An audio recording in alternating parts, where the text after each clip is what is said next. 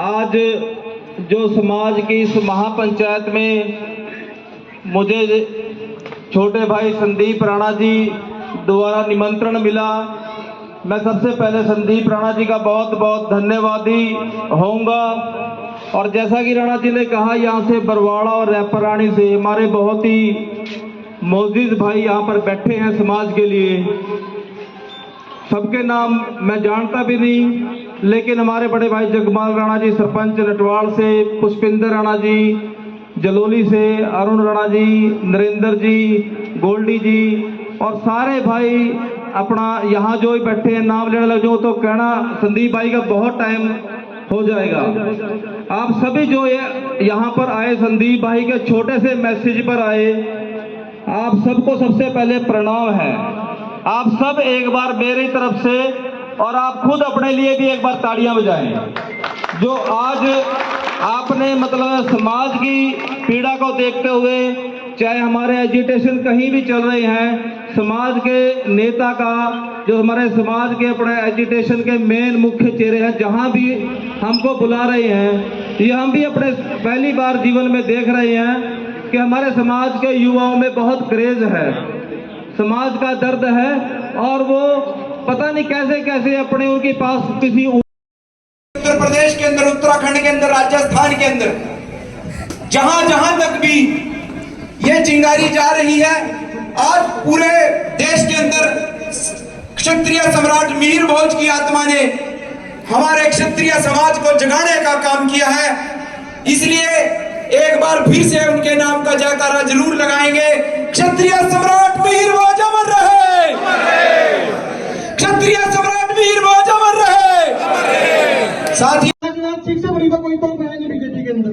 जब उन्होंने हमारा साथ नहीं दिया, हमारे भाई बैठे हैं, बड़े भाई नहीं लड़ा रहे, उन्होंने कहा कि क्या हमारा समाज सतेंद्र राणा को वोट डालता और वो अगर वहां एमएलए बनते और वो वहां मूर्ति न लगने देते, तो राजनाथ सिंह से बड़ी तो वो पावर नहीं है, योगी आदित्यनाथ से बड़ी तो वो पावर नहीं है। सब हमारा कितने बड़े बड़े मंत्रियों ने, रक्षा मंत्री ने साथ नहीं दिया, तो सतेंद्र राणा से क्या उम्मीद कर सकते थे। सतेंद्र राणा ने फिर भी एक बात बोली कि मैं अपने समाज के साथ हूं।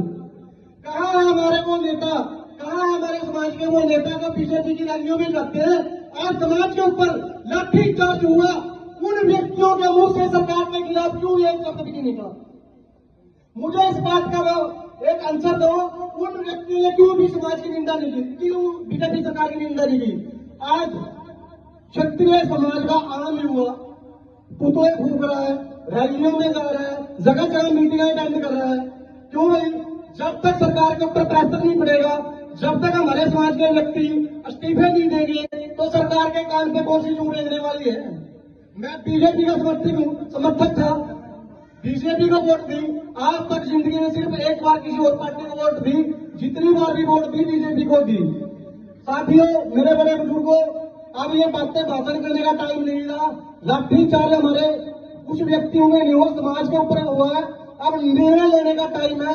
वोट की चोट, मैं ये नहीं बोलता आप किस पार्टी से बिलोंग करते हैं, किस पार्टी को आप वोट दोगे, लेकिन आज की डेट में लाठीचार्ज कराने का जो कार्य बीजेपी ने किया है, बीजेपी की पावर है, बीजेपी की सत्ता है। अब तक मेरे युवा साथी और बीजेपी के जो नेता हैं, उन्होंने ये भी मांग ली थी कि आप वहां से जिस एसपी डीएसपी जिस प्रशासन ने समाज के नित्य युवकों के ऊपर लाठीचार्ज का आदेश दिया था कि आप सबसे पहले उनको सस्पेंड करें। आज तक क्यों नहीं किसी ने भी मांग की कि सबसे पहले उस अफसरशाही को सस्पेंड करें जिसने हमारे समाज के ऊपर लाठीचार्ज करने का कार्य किया था? क्या पुलिस वही नहीं थी कल भी मेवात के अंदर? क्यों भागे भी वहां से? मेवात के अंदर भी वही पुलिस थी और वही शासन प्रशासन, वही मुख्यमंत्री था, क्यों नहीं वहां पे? ये दोहरी रणनीति क्यों? क्षत्रिय समाज शांतिपूर्ण प्रदर्शन करे, उसके ऊपर लाठीचार्ज, उसके ऊपर उसको गिरफ्तारी, और हमारे भी कुछ भाई बोलते हैं कि आप पार्टी में रहो,